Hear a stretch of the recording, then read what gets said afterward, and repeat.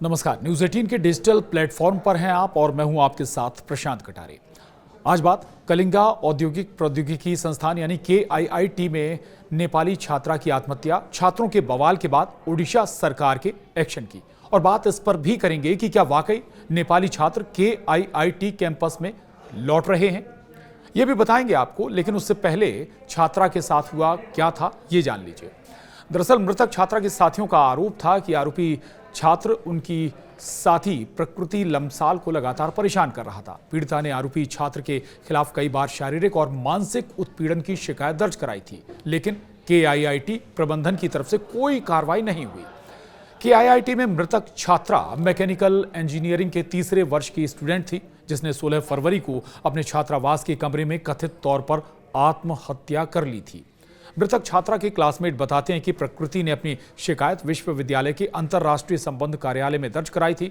इधर KIIT प्रबंधन की माने तो शिकायत मिलने के बाद दोनों पक्षों की काउंसलिंग कराई गई थी और अभियुक्त को चेतावनी दी गई थी, और छात्र की आत्महत्या के बाद कैंपस में प्रदर्शन शुरू हो गया।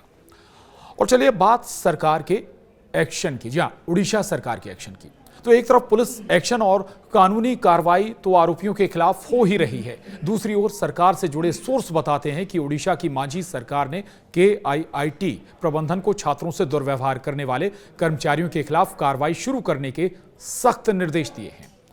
राज्य सरकार के एक्टिव होने के पीछे की बड़ी वजह जो मानी जा रही है, एक तो लगातार चौतरफा आए इस मामले में जोर शोर से इसे उठाया जा रहा है, वो एक दबाव है, और दूसरा है नेपाल की विदेश मंत्री डॉक्टर आरजू राणा देउबा की ओडिशा के मुख्यमंत्री मोहन चरण मांझी से फोन पर हुई बातचीत। सोर्स बताते हैं कि आरजू राणा देउबा ने नेपाली छात्रों के साथ अमानवीयता करने वाले शिक्षकों और कर्मचारियों के खिलाफ बड़े एक्शन पर जोर दिया है। वो चाहती हैं कि कड़ा एक्शन लिया जाए, उन अफसरों को कैंपस से हटा दिया जाए। बहरहाल राज्य सरकार का निर्देश ऐसे समय में आया है KIIT प्रबंधन के लिए, जब एक दिन पहले ही नेपाल की विदेश मंत्री डॉक्टर आरजू राणा देउबा ने ओडिशा के मुख्यमंत्री मोहन चरण मांझी से फोन पर बात की थी।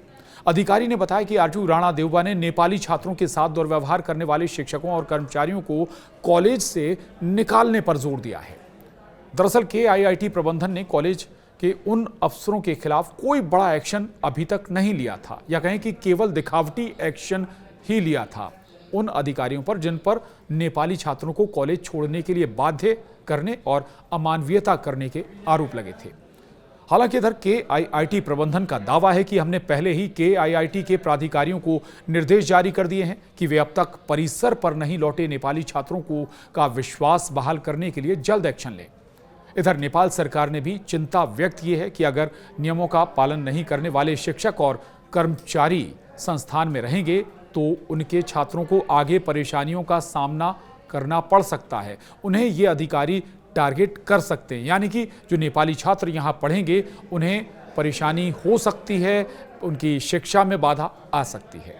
बहरहाल राज्य सरकार यानी उड़ीसा सरकार के आश्वासन और संस्थान के प्राधिकारियों की माफी के बाद भी KIIT के लगभग 1000 नेपाली छात्रों में से केवल कुछ ही छात्र परिसर में अभी लौटे हैं। एक नेपाली छात्र ने कहा कि लड़कियां सहित सभी छात्रों को सोमवार यानी 17 फरवरी को छात्रावासों से जबरन निकाल दिया गया था, और वापसी के लिए टिकट नहीं होने के कारण भुवनेश्वर से काफी दूर एक रेलवे स्टेशन पर उन्हें उतार दिया गया था, जहां पर उन्हें भारी परेशानी का सामना करना पड़ा, और उनकी चिंता अभी भी है, अभी भी वो डर के साए में जी रहे हैं, ये कहते हैं नेपाली छात्र। इतना ही नहीं, CCTV फुटेज की जांच के बाद पुलिस ने छात्रों पर हमला करने के आरोप में KIIT के 10 कर्मचारियों को गिरफ्तार किया, जिनमें कुछ निदेशक स्तर के अधिकारी, सुरक्षाकर्मी और अन्य शामिल हैं। इधर KIIT प्रबंधन की माने तो वो पहले ही 2 सुरक्षा कर्मचारियों को सेवा से बर्खास्त भी कर चुका है, जबकि छात्रावास के 2 वरिष्ठ अधिकारियों और अंतर्राष्ट्रीय संबंध कार्यालय IRO के एक वरिष्ठ प्रशासनिक अधिकारी को जांच लंबित रहने तक निलंबित कर दिया गया है। वहीं KIIT प्राधिकारियों ने अपने कुछ कर्मचारियों द्वारा की गई अपमानजनक टिप्पणियों और छात्रों को हुई परेशानी के लिए माफी भी मांगी।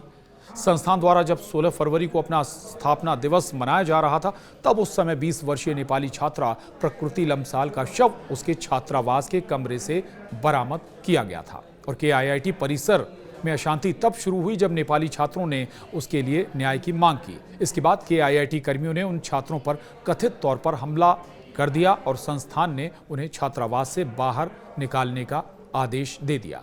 जानकारी के मुताबिक रक्सौल सीमा से करीब 159 नेपाली छात्र वापस नेपाल लौट चुके थे। अब आपको बता दें कि पड़ोसी देश नेपाल से उड़ीसा के KIIT में करीब 1000 से ज्यादा छात्र छात्राएं इंजीनियरिंग की पढ़ाई कर रहे हैं। प्रबंधन के तमाम दावे और भरोसे के बावजूद अभी तक गिनती के नेपाली छात्र ही कैंपस में नजर आ रहे हैं, या कहें कि इक्का दुक्का नेपाली छात्र ही कैंपस में मौजूद हैं अभी। यानी जरूरत अब कार्रवाई के साथ ही विश्वास बहाली की भी है।